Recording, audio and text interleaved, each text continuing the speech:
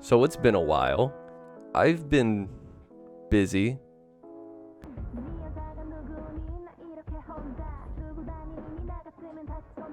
Sorry for my face and hair. I just got out of Scream 6. I came straight back home and hit record, and that's what's going on right now. So before I talk about Scream 6, I want to talk about my complicated relationship with Scream 6 as a franchise. I love the first one. I watched the first one a fair amount of times. I put it on whenever I'm bored and I want some kind of horror thing, or when I just want to have fun because it's a good, fun movie. I recently bought the 4K version, I think on Amazon, and it looks really good. But Scream, in terms of a franchise, I have been very meh on. All of the movies aren't that great. They all have their flaws in some way, shape, or form. Besides maybe Scream 2. I kind of like Scream 2. But the biggest offender for me is Scream 5. I know we've had worse before, but Scream 5 just didn't do it for me. It was kind of ass.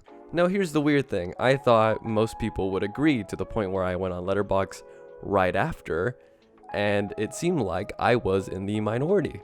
It seemed 5s across the board, and I honestly was thinking, Is this a bit? but no, it wasn't, and it seemed like most people actually enjoyed it. Now, I will say there are enjoyable things in that movie, ironically, but in all seriousness, there are some genuinely funny moments and good, scary moments. What's your favorite scary movie? I prefer animated films and musicals. My point is, overall, I did not like Scream 5 at all, and I was not anticipating Scream 6 whatsoever. But your boy has an AMC membership. I recently went to watch the Demon Slayer movie, even though I've never even seen the anime. That's how bored I am sometimes. Maybe I'll make a video on that, because I didn't know what the fuck I was watching, but it was cool. I'm getting sidetracked. My point is, I went to watch Scream 6. So Scream 6 takes place in Manhattan. I think it's Manhattan. And I'll say this, it's a fresh take on Scream. I always seen Ghostface as a small town killer that comes with some pros, but also some cons, because you're not able to really try different things when the setting's always kind of the same. And yeah, you have like LA and whatever, but they never really flesh LA out. It's more of just like a backdrop. But this feels like the city is a part of the story. It follows our core 4, as they refer to themselves, from the previous Scream 5. And I'll say off the bat that the chemistry is 10 times better in this movie. I think everyone works. I think, it's a little too much sometimes, but that's all Scream movies. The characters actually feel like a group of friends or survivors who really need each other, especially after the events of the 5th movie, which makes the rest of Scream 6 genuinely tense, because you actually want to see these people pull through. It really seems like they need each other. The two leads, Jenna Ortega and Melissa Barrera, really work as sisters this time. I think in Scream 5 did not care, like, at all. I wasn't even convinced that they were siblings, but this one really feels like they work together and they'll have each other's backs at the end of the day. Of course, Jenna does great. I think she outacted everybody in Scream 5, and Melissa improved. I've never been a big fan of Melissa, like, at all, especially after In the Heights. But she kind of works in this one. I'll just say, not bad, but not good. In terms of legacy characters, I feel like they didn't really work too well in this one. It's always great seeing everyone come back, but this one kind of felt like it was padding its runtime with it. I mean, don't get me wrong, I love Courtney Cox. But this one I felt like didn't really need them. I do want to talk about Ghostface though.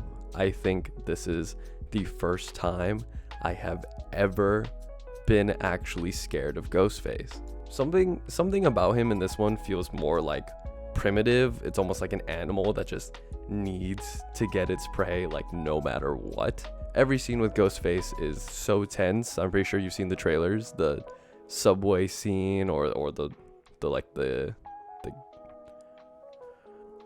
convenience store. Ghostface is genuinely intimidating in this movie, especially when he has a fucking shotgun. Anyway, he's great. 10 out of 10. Not the reveal though. I won't get into spoilers. I'll just say I was kind of very disappointed with the big reveal. The writing is somewhat of an improvement.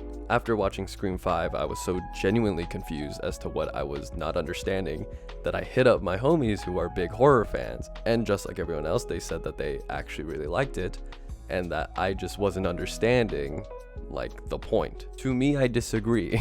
I'm fully aware that Scream has always been a self-aware franchise and they will always be self-referential, and that's totally okay.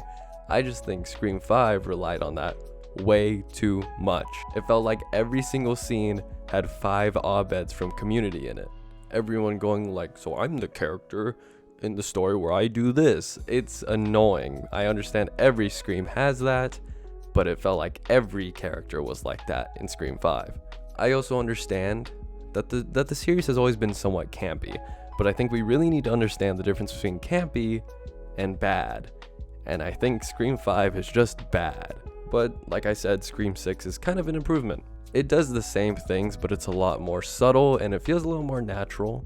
Okay, I wouldn't say subtle. It feels more natural. At this point, the fact that Ghostface has moved from a small town to New York, you obviously have to ask yourself, okay, clearly they're trying to be bigger and better, so how does a sequel work? I don't know, to me it felt better. It felt more natural, it felt like they actually needed to talk about it, and it was genuinely important.